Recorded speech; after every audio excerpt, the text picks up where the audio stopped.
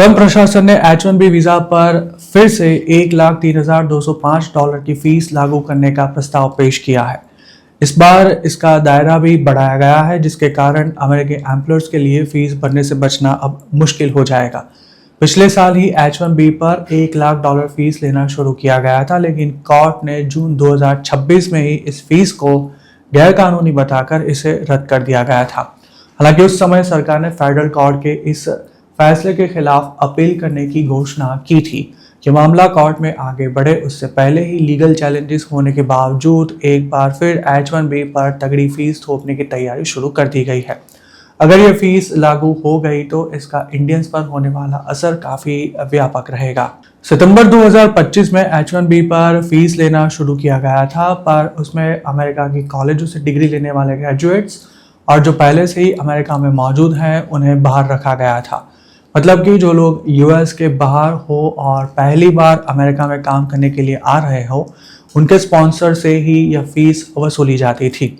इसी कारण से अमेरिका की ज़्यादातर कंपनीज यह फीस भरने से बच गई थी, क्योंकि उनके ज़्यादातर फॉरेन वर्कर्स अमेरिका में पढ़े इंटरनेशनल स्टूडेंट्स या फिर यूएस में पहले से ही मौजूद लोग थे। हालांकि सोमवार को पेश किए गए नए प्रस्ताव के अनुसार जो विदेशी कर्मचारी पहले से ही अमेरिका में मौजूद हैं, उन्हें भी हायर करने के लिए फीस चुकानी होगी। एक्सपर्ट्स का मानना है कि अगर यह फीस लागू हुई तो इसे कोर्ट में चैलेंज किया जा सकता है, लेकिन उसमें समस्या ये है कि कोर्ट ऐसे मामलों में फाइनल जजमेंट देने में ही कई महीने लगा देगा और तब तक कई लोगों को फीस के कारण जॉब नहीं मिल पाएगी। USCIS ने इस संबंध में जो आधिकारिक घोषणा की है उसमें बताया गया है कि नई फीस H-1B वीज़ा की एनुअल कैप के तहत की जाने वाली हर पिटीशन पर लागू होगी। मतलब कि वीज़ा रिन्यूअल के लिए फीस नहीं देनी होगी।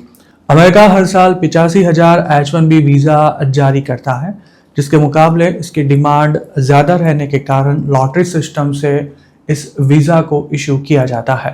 2026 में ही H-1B के लिए 2,11,000 से भी अधिक रजिस्ट्रेशन हुए थे। DHS का अनुमान है कि यह फीस लागू की गई तो इससे हर साल $8.8 बिलियन की रेवेन्यू जनरेट होगी। DHS ने ऐसा भी बताया कि H-1B की एनुअल कैप से जिन्हें बाहर रखा गया है, ऐसे एम्प्लॉयर्स को यह फीस नहीं चुकानी होगी, जिसमें नॉन प्रॉफिट यूनिवर्सिटीज़ और अस्पताल शामिल है। अगर ट्रम्प सरकार यह फीस लागू करने में सफल रही तो इसका सबसे ज़्यादा असर इंटरनेशनल स्टूडेंट्स पर पड़ने वाला है। पिछले साल जो फीस लागू की गई थी उसमें स्टूडेंट्स को बाहर रखा गया था, लेकिन इस बार USCIS ने ऐसी स्पष्टता की है कि एडवांस डिग्री एग्जम्पशन के लिए एलिजिबल हो उन्हें भी हायर करने के लिए यह फीस चुकानी होगी। अगर ऐसा हुआ तो स्टूडेंट्स के लिए अमेरिका में नौकरी खोजना लगभग असंभव सा बन सकता है। वैसे भी ट्रम्प प्रशासन OPT खत्म करने की बातें कर रहा है और स्टूडेंट्स को 4 साल के फिक्स टेन्योर वाले वीज़ा दिए जा रहे हैं। ऐसे में लाखों रुपए का खर्च करके अमेरिका में पढ़ने जाने का अब कोई मतलब ना रहा हो, ऐसी स्थिति भी पैदा हो रही है। ट्रम्प प्रशासन H-1B में भारी बदलाव करने के प्रयास कर रहा है। सरकार का दावा है कि इस वीज़ा प्रोग्राम का दुरुपयोग करके अमेरिका की कंपनियां सस्ते विदेशी कर्मचारियों को जॉब देकर देश के नागरिकों के साथ भेदभाव करती है। H-1B पर US में काम करने वाले विदेशी कर्मचारियों में इंडियंस की संख्या सबसे ज़्यादा है और अब अमेरिका में इस मुद्दे पर भरपूर राजनीति भी की जा रही है। H-1B में बड़े पैमाने पर फ्रॉड चलने के भी आरोप लग रहे हैं और यह वीज़ा दिलाने के लिए इलीगली लाखों रुपए का चार्ज भी वसूला जाता है। हालांकि अमेरिका में फिलहाल जॉब क्राइसिस जैसी स्थिति होने के कारण H-1B पर जाने वाले भारतीयों की संख्या में काफ़ी गिरावट आई है और जो अमेरिका गए हैं उन्हें भी जॉब ढूंढने में पसीने छूट रहे हैं, जिसके कारण कई लोग तंग आकर इंडिया वापस भी आ चुके हैं। दुनिया भर के टैलेंटेड लोग H-1B पर ही अमेरिका आते हैं। US को सुपर पावर बनाने में H-1B होल्डर्स का महत्वपूर्ण योगदान है। हालांकि पिछले कुछ सालों से इस प्रोग्राम का भरपूर मिसयूज़ किया जा रहा है। ख़ास तौर पर अमेरिका में काम करने की इच्छा रखने वाले इंडियंस को वहाँ कोई प्रोजेक्ट पूरा करने के बहाने भेजा जाता है और असल में तो ऐसा कोई प्रोजेक्ट होता ही नहीं है।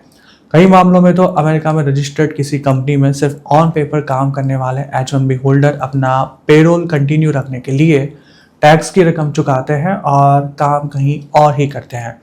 टेक्सास में तो कुछ कथित एक्टिविस्ट H1B फ्रॉड करने वाले लोगों को इन दिनों उनके लोकेशन पर जाकर एक्सपोज कर रहे हैं, और जिन्हें एक्सपोज किया जा रहा है वैसे ज़्यादातर लोग इंडियंस ही हैं।